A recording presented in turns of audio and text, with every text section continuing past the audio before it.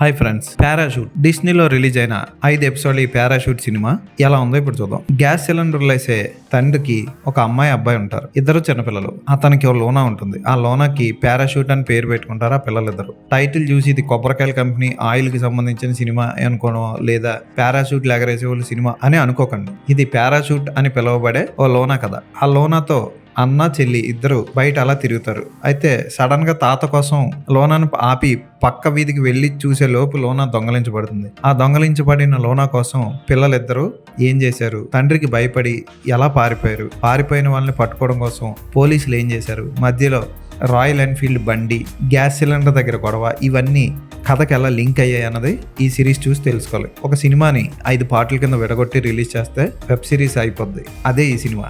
Disney plus hot star లో release అయిన ఈ వెబ్ సిరీస్ తెలుగు, తమిళ, కన్నడ, మలయాళం భాషల్లో రిలీజ్ అయ్యాయి. కిషోర్ కుమార్ గ్యాస్ సిలిండర్లో వేసే తండ్రి పాత్రలో జీవించాడని చెప్పొచ్చు. తల్లిదండ్రుల్లో తండ్రి ఎప్పుడు భయపెట్టాలి కానీ అలాగే ప్రేమను కూడా చూపించాలి. ఓన్లీ భయమే పుట్టించే తండ్రిగా కిషోర్ కుమార్ ఈ పాత్రలో చాలా బాగా జీవించాడు. కానీ క్లైమాక్స్ లో అతను ఏడిపిస్తాడు. కాళీ వెంకట్ పోషించిన పాత్ర కూడా నవ్వు తెప్పిస్తుంది. అతనుకున్న కారు, అతనుకున్న వ్యాపారం అది కూడా నవ్విస్తుంది.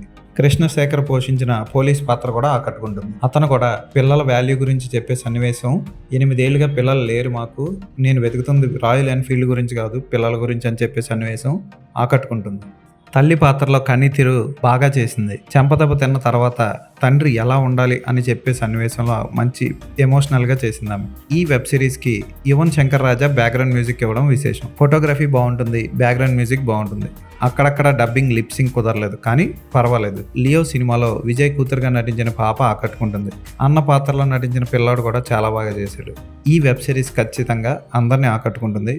ఎక్కడ అసభ్యతకు తావు లేకుండా కుటుంబం అంతా కలిసి చూడదగ్గ వెబ్ సిరీస్ ఇది. తప్పిపోయిన పిల్లలు తల్లిదండ్రులను తిరిగి చేరుకున్నారా లేదా అన్నది సస్పెన్స్ గా బాగానే తీశాడు దర్శకుడు. ఎక్కడా కూడా అనవసర సన్నివేశాలు లేవు. పోలీస్ స్టేషన్ దగ్గర తీసిన సన్నివేశాలు కూడా ఆకట్టుకుంటాయి. ఈ వెబ్ సిరీస్ కి నేను ఇచ్చే రేటింగ్ 3.5/5.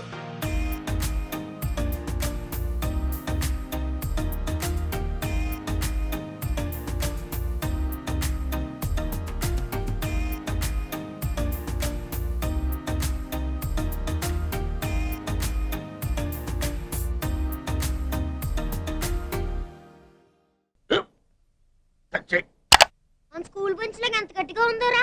కొట్రా, కొట్టు, పర్లేదు, కొట్టు. అబ్బా చైన్ పెట్టేసింది బాబాయ్. నీకు ఏంటి నువ్వు కొడతావా? కమా బిట్ మీ యార్. వద్దు బాబాయ్. వాణ్ణి నేను కొట్టడం లేదమ్మా, వాణ్ణే నన్ను కొట్టమంటున్నాను.